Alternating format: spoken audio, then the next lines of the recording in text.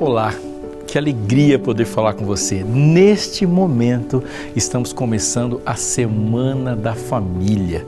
Eu fico imaginando aqui como você está aí, qual é o seu formato de família, mas eu também fico imaginando que a bênção de Deus certamente te alcançará nessa semana. Eu sou o pastor Robson Aleixo, trabalho na TV Novo Tempo, no programa Fé para Hoje, e outro, que é o Entre Família, que dialoga também com as nossas necessidades e essas características. Nós vamos passar aqui conversando sobre marcas, e este é o tema dessa semana: as marcas de Deus na nossa vida, as marcas deste amor tão central, tão grande, incompreensível e necessário para a vida. Eu oro para que você, se você neste momento mora com seu filho apenas, ou se você tem uma família em que é um casal apenas, se você é uma avó que está cuidando dos netos, se você está enfrentando o desafio de educar sozinho, se você é solteiro, não sei como as circunstâncias da vida conduziram e a mão de Deus está agindo sobre você agora, mas sei que com a Bíblia aberta nós podemos ter certeza que estamos diante da coisa mais poderosa que já tivemos contato nessa vida. Poderosa o suficiente para transformar a coisa mais difícil de ser mudada na vida, que é o nosso coração. E esse Deus que toca corações vai fazer aquilo que Ele sempre faz. Eu quero começar de uma maneira que temos que começar quando falamos de uma semana de oração. Está imaginando, né? Semana de oração a gente ora. Eu vou orar com você e por você neste momento. Bondoso Deus, louvado seja o Teu santo nome pelas muitas oportunidades que o Senhor nos dá. Aqui estamos diante de uma delas, a de parar um pouco mais, dedicar um pouco mais de tempo e ter liberdade para meditar na Tua Palavra e pensar nas Tuas marcas e os Teus indicadores para a nossa vida e a maneira como podemos Te conhecer. Abençoa-nos, Senhor, com a presença do Teu Santo Espírito agindo em nós, por nós e através de nós, e que ao olhar para a Tua Palavra possamos sentir o Seu poder na nossa vida. Em nome de Jesus. Amém. Alguns anos atrás, uma matéria, dessas matérias de diversidades da televisão, foi feita numa família que tinha uma casa diferente. Também dessas coisas que aparecem na televisão que chamam muita atenção de transformação e mostrar modelos de casa e perspectivas de design e assim por diante. Na matéria se falou com muita gente. Por exemplo, tinha algum momento que eles falaram com o pai, com a mãe, com alguns filhos, e aquela família que tinha seus filhos ali, tinha um menininho, sabe aqueles menininhos que você bate o olho, aquele olho brilhando, e imagine que alguma coisa diferente pode acontecer a qualquer momento. E a repórter parou para o menino, que tinha muitas posses, a casa dele era enorme, numa casa muito boa, e ela perguntou assim: dessa casa legal que você tem, qual é a coisa que você mais gosta?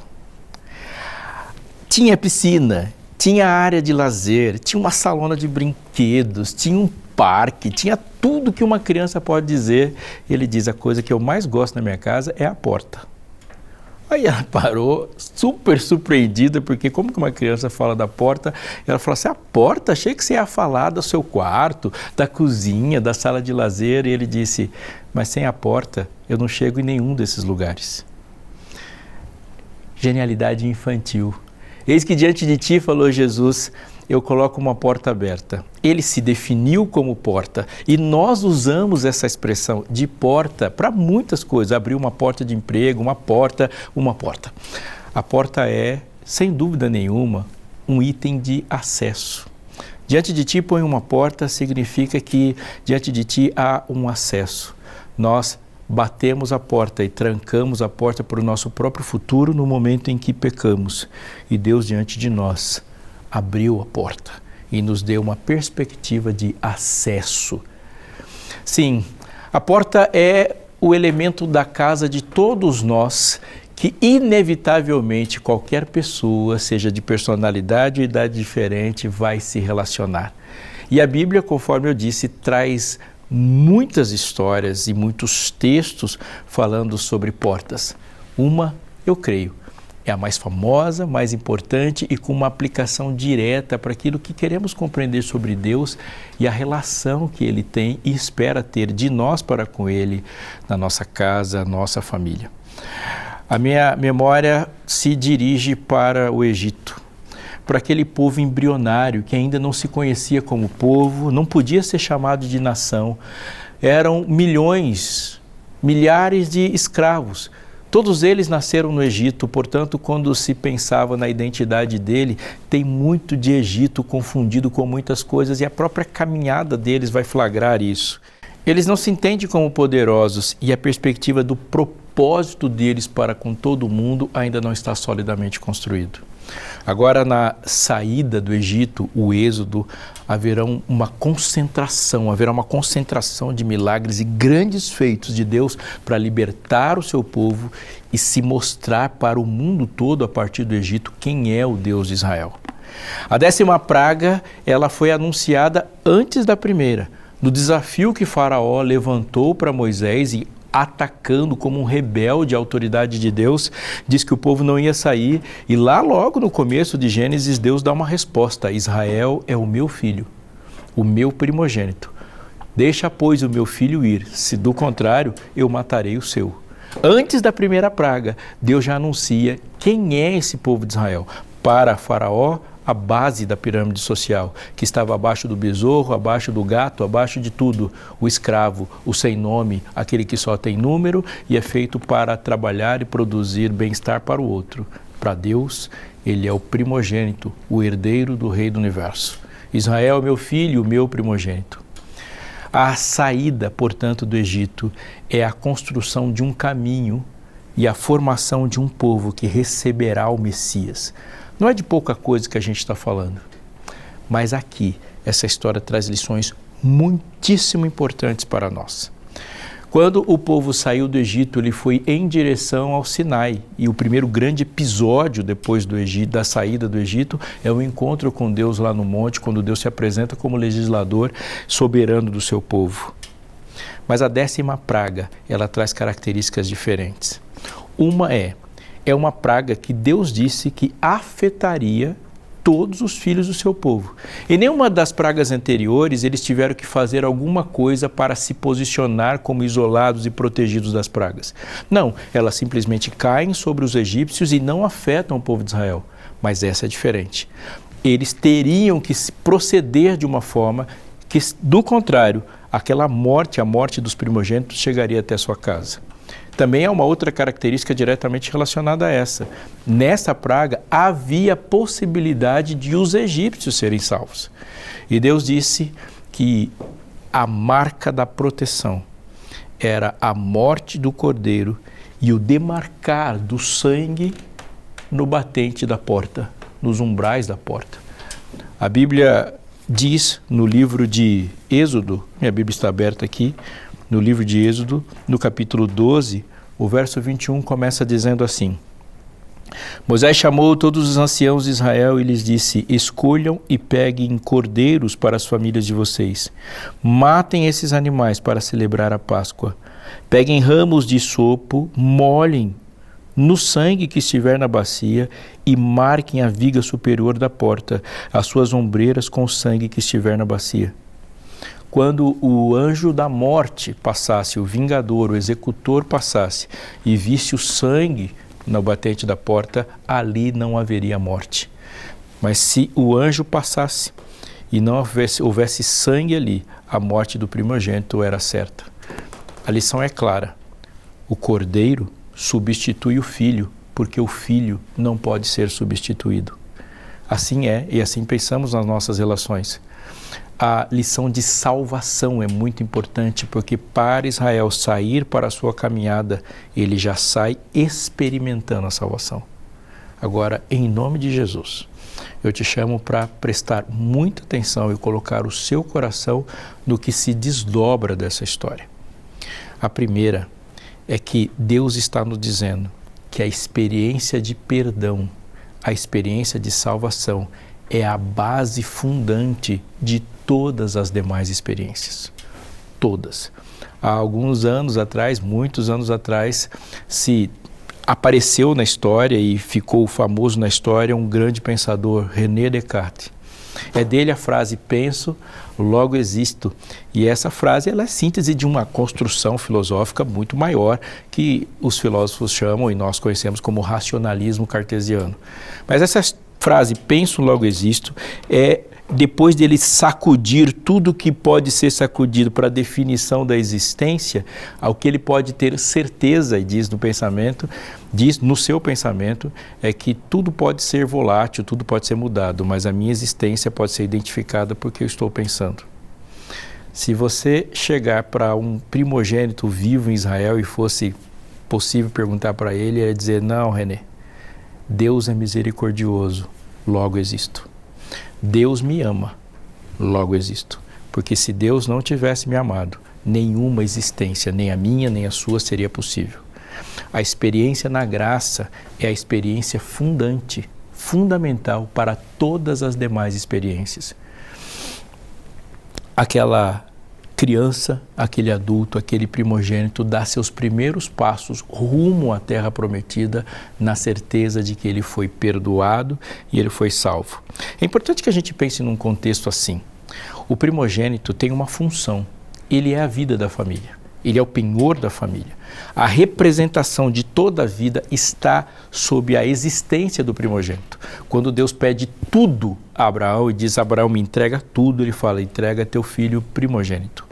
O primogênito, ele é a semente prometida. O primogênito é a última barreira, é ele que tem a responsabilidade de trazer sobre si a condução da herança cultural e religiosa da família e traz sobre si o recurso para salvar seus irmãos em caso de morte, em caso de guerra, em caso de escravidão.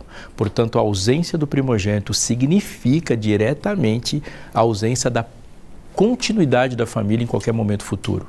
Quando Deus diz todo primogênito é meu, Ele está dizendo todos vocês são meus. Quando Ele diz o primogênito do Egito vai morrer, ou seja, eu vou executar as famílias egípcias. É o poder de vida e morte sobre todos. E agora todo primogênito de Israel pertence ao Senhor. E quando nascia um primogênito, tal como você viu lá no texto, José e Maria vão oferecer o sacrifício ao cordeiro, porque o primogênito precisa ser resgatado, dizendo que aquela família toda pertence ao Senhor. Mas o primogênito é alguém que passa o tempo todo sabendo que a sua história começa com perdão. Faça uma trajetória comigo em versículos. Vamos começar do fim para o começo. Aqui está a perseverança dos santos, diz o texto de Apocalipse. Os que guardam os mandamentos de Deus e são fiéis a Jesus, mantêm o testemunho de Jesus e a fé de Jesus. E seja lá qual for o desdobramento de um versículo para outro, a base, o começo é os que guardam os mandamentos de Deus. Há uma caracterização identitária ali. Ao olhar do céu para a terra e a terra olhando para esse povo, ela o compreende, o identifica porque eles são fiéis aos mandamentos de Deus. Mas isso não é o começo. Porque quando você voltar na Bíblia, você vai ouvir Jesus falando, se me amais, guardareis os meus mandamentos. Portanto, a fonte da energia da guarda dos mandamentos, aquela obediência, ela emana do amor. Por favor, não se esqueça disso. A obediência, ela é alimentada por amor. Nenhuma obediência é consistente e duradoura se a fonte dela não for amor. Obediência por medo não dura. Nós convivemos com as pessoas e temos que enfrentar a autonomia dessas pessoas. Uma criança que vai se tornando adolescente mostra pra gente uma autonomia assustadora. Agora ele pode, ele consegue desobedecer. E qual confiança podemos ter com os nossos filhos longe de casa? Que tipo de confiança que podemos ter em qualquer dos nossos relacionamentos? É de que todo esse código de conduta e ética está sendo sustentado por um amor, porque o medo não é suficiente e a expectativa de recompensa também não é suficiente. Só o amor mantém. Mas esse amor também não é o começo da história. Eu vou te lembrar de um outro episódio de uma mulher prostituta, vítima de violência e mergulhada num pecado, que agora vê seu Salvador, aquele que mudou sua vida, que se compadeceu e foi misericordioso com ela. Quebra ali o perfume, unge os pés de Jesus e numa demonstração extraordinária de gratidão, ela incendeia e toca toda a casa com o perfume do amor de Jesus e da graça. A frase de Jesus repreendendo e colocando as coisas no devido lugar depois disso é: ela foi muito perdoada. E quem é muito perdoado, muito ama. Está fazendo a conta comigo? Alguém experimenta o perdão. O muito perdoado, muito ama. Se me amais, guardareis os meus mandamentos. Aqui está a perseverança dos santos, os que guardam os mandamentos. Insistir para que a obediência comece sem essa trajetória é empurrar uma maré com um rodo, tentando que isso aconteça. A experiência na graça é a base fundamental de todas as nossas experiências. Quem são estes é a pergunta cósmica. E de onde vieram? Eles lavaram suas vestiduras e almejaram no sangue do Cordeiro. O sangue no batente da porta não é isolado a uma experiência da Idade Antiga no Egito. A experiência do batente da porta, mesmo que ela não seja literal para nós, mas é a história de todos nós, de que ao pisarmos casa adentro, estamos entrando em um ambiente de perdão. É entrar e passar, olhar para o sangue no batente da porta da minha casa, da sua casa, é saber que ali as coisas começam com misericórdia e que naquela casa há crença em Cristo Jesus de que nenhuma outra experiência será possível se ela não começar com perdão. Algumas pessoas já chegaram para mim em algum momento da vida e falaram assim: olha, eu estou sem conversar com meu cônjuge e eu não o perdoo. Você está sem conversar há quanto tempo? E a pessoa fala de um número assustador de dias. E algo vem à minha mente imediatamente, eu vou compartilhar com você. Ter uma crise relacional é comum aos seres humanos. Não ser capaz de perguntar não é um problema isoladamente conjugal. Vou repetir, não ser capaz de perdoar não é um problema exclusivamente conjugal. Não ser capaz de perdoar é um problema essencialmente espiritual. Seja lá qualquer pessoa, toda relação começa com a misericórdia. Rogo-vos, pois, irmãos, diz Paulo, pelas misericórdias de Deus. E agora ele vai dizer todo o resto. É com o amor que começa. Os passos que Adão e Eva deram do Éden para fora, para uma vida de quase um milênio, somente foram dadas, porque Deus é misericordioso.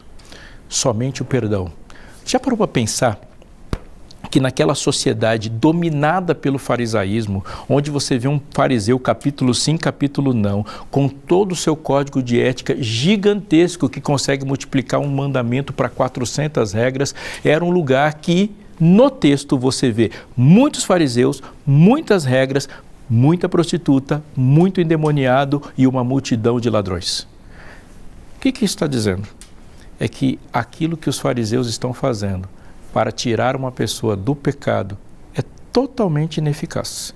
O que Jesus fez para tirar uma prostituta da prostituição foi perdoá-la. O que os fariseus tentaram fazer é apedrejá-la. Não dá certo. O que Deus fez para livrar um endemoniado do poder de Satanás foi perdoá-lo. E antes disso, nada de importante pode acontecer. Eu não te condeno. E agora que não te condeno, é possível ir e ter um sentido de não pecar mais.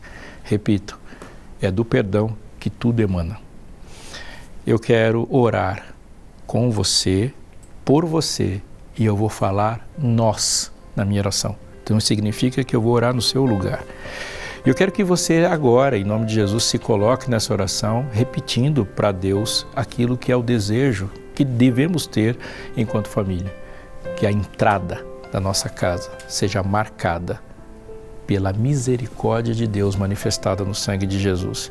E aquele que morreu por nós diz como se deve viver, perdoando. E que a misericórdia nos acompanhe e que o perdão seja a marca das nossas relações e que nos nossos erros não são consertados antes de qualquer outra coisa por muitos métodos, mas que os nossos erros eles são restaurados, nós colocamos a certeza da vida no perdão de Deus. Esse é o seu desejo? Vamos comigo? Senhor, a nossa oração agora a Ti, ela não é cheia de tantas palavras. Nós queremos primeiro Te agradecer pela Tua graça, pela misericórdia e pelo perdão, e pelo sangue que escorreu no nosso lugar. Te agradecer porque antes de nos encontrarmos contigo no Sinai, nós só estamos indo para essa direção, porque o Cordeiro morreu no nosso lugar. Te agradecemos pela salvação e te pedimos que esse efeito aconteça na nossa vida, que a Tua justiça nos faça justos, que a Tua misericórdia nos faça misericordiosos, que Teu acerto de paz nos faça pacificadores e que Teu perdão nos faça perdoadores e que todos que morem do batente da nossa casa para dentro saibam que ali reina o perdão e que todos que se projetam da porta da nossa casa para o mundo saibam que dali se projetam perdoadores. Em nome de Jesus te pedimos. Amém.